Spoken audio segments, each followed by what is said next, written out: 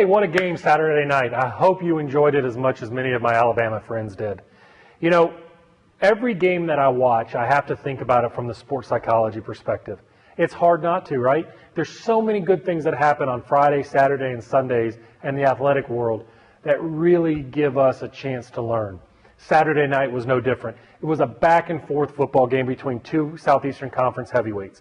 Now, obviously, I'm a little sad that my LSU Tigers weren't there, but I have a lot of great friends and a lot of great relationships, business and professionally, with the University of Alabama.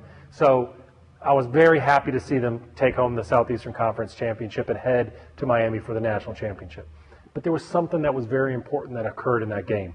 There were two things that I saw and said, hey, this is what makes a championship program. We can sit and give praise all day long to Alabama, and they deserve it. They are a team that fully commits to the emotional and the psychological stances of excellence. But what were they? The first thing, second half, when Georgia blocks the field goal and runs it back for a touchdown. Many teams would have stopped right there and said, it's not our day to win. Alabama didn't even blink an eye. The leadership of that program, the training that they have done throughout all 12 months was about being a program of excellence, sticking to the game plan and sticking to what they do better than anybody else. They ran the ball after that, stuck to their game plan, and physically dominated Georgia for the next 15 minutes. But the game wasn't over, and you shouldn't expect it to be in a Southeastern Conference championship game. Georgia mounted a drive at the end of the game. It reminded me much of my LSU Tigers at the end of the Alabama game. I thought it was going to go that way as well. But C.J. Mosley, the All-American linebacker from Alabama, made a play that was just inches on his fingers that probably preserved the opportunity to win a national championship. You know, you got to ask yourself, back in July, back in June, back in May, back in April, or even last week, did he do the things that were necessary to put himself in that position to tip the pass? How did he pay attention to his film studies? Did he give everything he had to learn to be in the right position at the right time to make the play to preserve the national championship? You bet he did.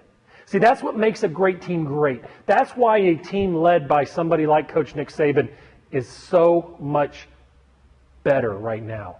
They are building a dynasty. We can't argue that. But they built it from the way they approach the game. Their commitment to excellence in everything that they do. I was fortunate enough to be on 2 national championships at LSU on the baseball team. We were a program of excellence. We committed to every little thing that could separate us from the opposing team. When other teams were afraid to prepare, we went extra hard. And I tell my players all today, and I'm asking you and telling you right now, somewhere someone is preparing to beat you.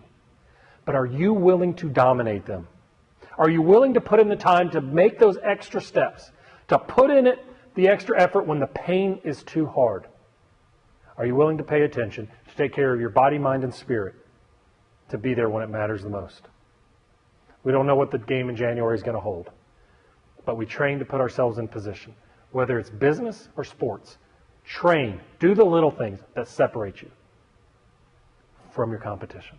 It's Dr. Brett McCabe. I'll see you next week. And thanks for all the kind words about the Monday morning Mindside. Today's a little later, but we'll get it out to you. Hope you enjoy it, and we'll talk to you soon.